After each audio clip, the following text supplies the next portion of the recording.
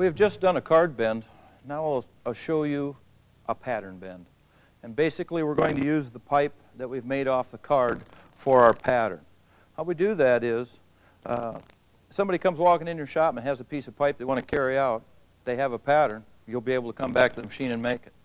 Or if you have a card that does have an old piece of pipe on it and you can't find a card for it, you'll need to know how to pattern bend. And this will also get you down the road to free bending. So what I'll show you here is how to pattern bend this pipe, make this one the same as this one. So we'll turn our machine on, we'll run that die in, and the first mark we want to make from here to the center of the bend. So we'll butt that up with the end of that pipe so that it's all on the end. We'll go ahead and roll that pipe down. There's a reason why I roll it. I'll explain on the next bend. We'll run that in so that that mark center lines the center of the die. Okay?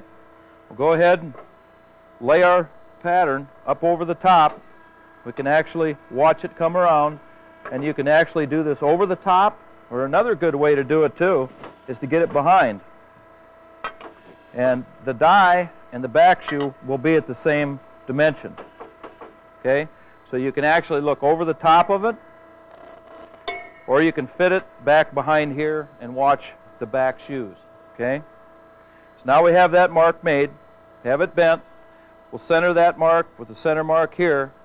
We'll want to then roll this out. Okay, we got this centered here, parallel this, roll this out, make our mark. Reason why I continue to tell you to roll it is because if you had some distance between the bends and you did not roll it, you could come up to at least an inch short between your bends. So you try to roll it to get maximum distance. Okay, when you're going to pattern bend the next bend, you want to make sure that this is your bend that you're going to make. This is parallel with the tubing that's in the bender. Go ahead and snug your bender up a little bit so you're able to roll this around. This is parallel with your pipe. What you want to be concerned with is looking at this angle to this angle, that they're parallel, the same. Okay? Straight, parallel. Okay? Now that you know that, go ahead and make your bend. Get behind it, or up over the top if you prefer, and make that bend. Okay?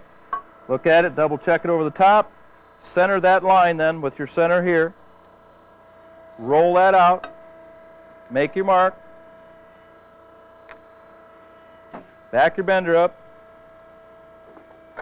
center line that mark with the center of the dies. Okay? Snug that up a little. This is the bend you're making. Again, parallel with the pipe that's in the bender.